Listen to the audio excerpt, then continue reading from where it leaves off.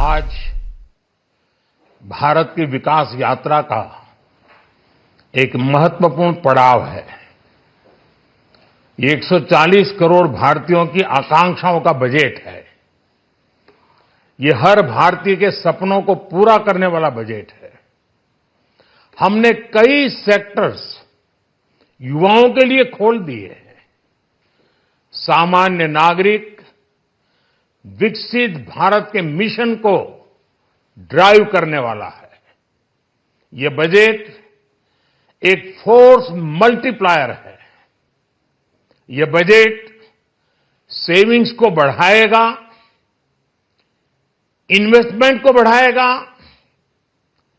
Consumption को बढ़ाएगा और ग्रोथ को भी तेजी से बढ़ाएगा।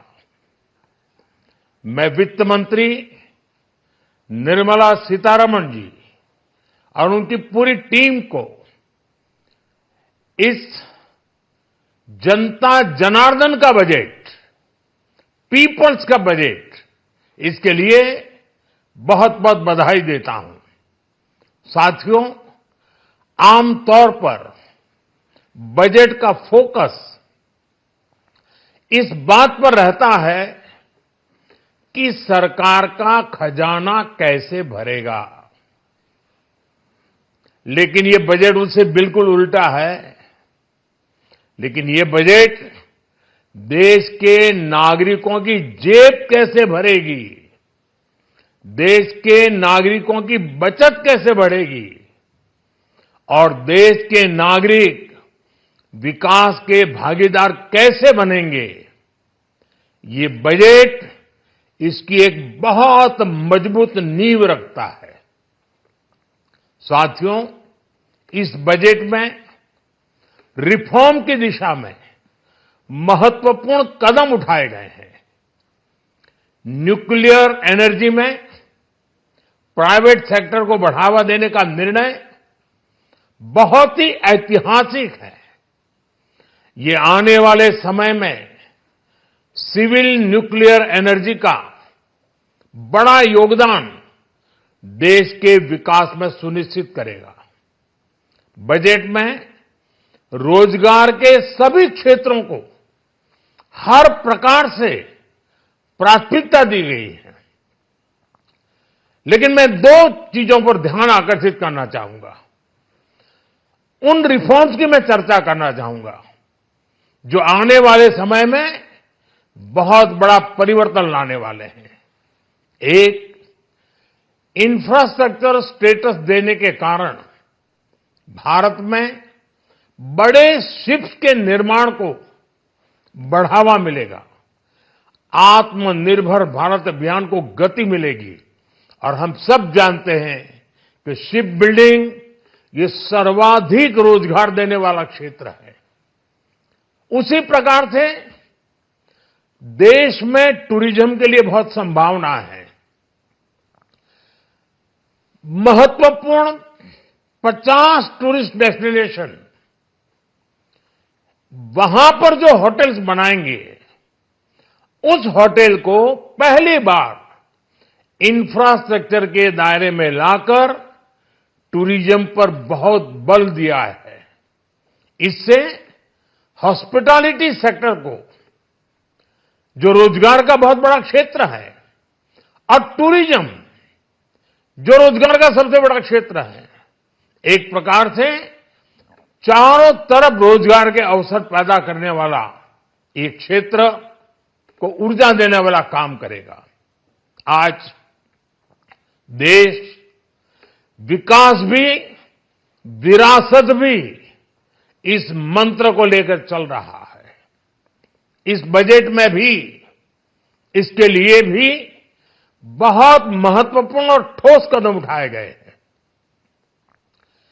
1 करोड़ पांडुलिपियों के लिए, संरक्षण के लिए, मैन्युस्क्रिप्ट के लिए ज्ञान भारतम मिशन लॉन्च किया गया है।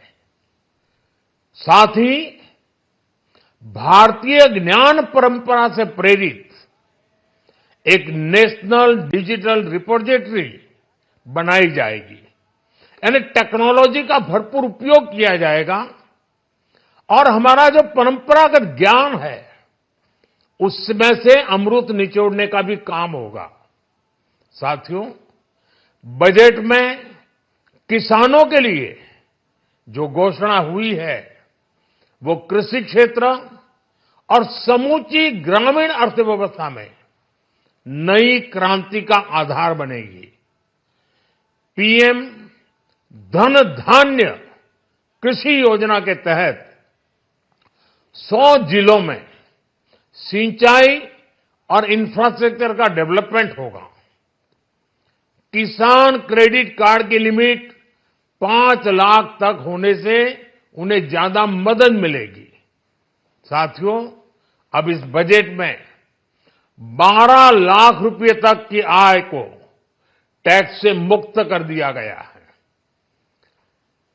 सभी आय वर्ग के लोगों के लिए टैक्स में भी कमी की गई है। इसका बहुत बड़ा फायदा हमारे मिडिल क्लास को, नौकरी पेशे करने वाले जिनकी आय बंधी हुई है ऐसे लोगों को, मिडिल क्लास को इससे बहुत बड़ा लाभ होने वाला है। उसी प्रकार से जो नए नए प्रोफेशन में आए हैं, जिनको नए नए जॉब मिले हैं, इनकम टैक्स की ये मुक्ति उनके लिए एक बहुत बड़ा अवसर बन जाएगी। साथियों, इस बजट में मैन्युफैक्चरिंग पर 360 डिग्री फोकस है ताकि एंटरप्रेन्योर्स को, एमएसएमईज को, छोटे उद्यमियों को मजबूती मिले और नई जॉब पैदा हो। नेशनल मैन्युफैक्चरिंग मिशन से लेकर clean tech, leather, footwear, toy industry जैसे अनेक सेक्टर्स को विशेष समर्थन दिया गया है। लक्ष्य साफ है कि भारतीय प्रोडक्ट्स ग्लोबल मार्केट में अपनी चमक बिखेर सके। साथियों, राज्यों में इन्वेस्टमेंट का एक वाइब्रेंट कॉम्पिटिटिव माहौल बने, इस पर बजट में विशेष जोर दिया गया है। एमएसएमईज और स्टार्टअप के लिए क्रेडिट गारंटी को दोगुना करने की घोषणा भी हुई है। देश के एससी, एसटी और महिला जो नए उद्यमी बनना चाहते हैं उनको 2 करोड़ रुपए तक के लोन की योजना भी लाई गई है और वो भी बिना गारंटी। इस बजट में न्यू एज इकोनॉमी को ध्यान में रखते हुए गीग वर्कर्स के लिए बहुत बड़ी घोषणा की गई है। पहली बार गीग वर्कर्स का ई श्रम पोर्टल पर रजिस्ट्रेशन किया जाएगा। इसके बाद इन साथियों को स्वास्थ्य सेवा और दूसरी सोशल सिक्योरिटी स्कीम्स का लाभ मिलेगा। ये डिग्निटी ऑफ लेबर, इसके प्रति श्रम एव जयते के प्रति सरकार के कमिटमेंट को दर्शाता है। रेगुलेटरी रिफॉर्म से लेकर फाइनेंशियल रिफॉर्म्स, जन विश्वास 2.0 जैसे कदमों से मिनिमम गवर्नमेंट और ट्रस्ट बेस्ड गवर्नेंस के हमारे कमिटमेंट को और बल मिलेगा। साथियों, ये बजट न केवल देश की वर्तमान आवश्यकताओं को ध्यान में रखता है, बल्कि हमें भविष्य की तैयारी करने में भी मदद करता है। स्टार्टअप के लिए deep tech fund, geospatial mission और न्यूक्लियर एनर्जी मिशन ऐसे ही महत्वपूर्ण कदम है। मैं सभी देशवासियों को एक बार फिर इस ऐतिहासिक पीपल्स बजट की बधाई देता हूं और फिर एक बार वित्त मंत्री जी को भी बहुत बहुत बधाई देता हूं।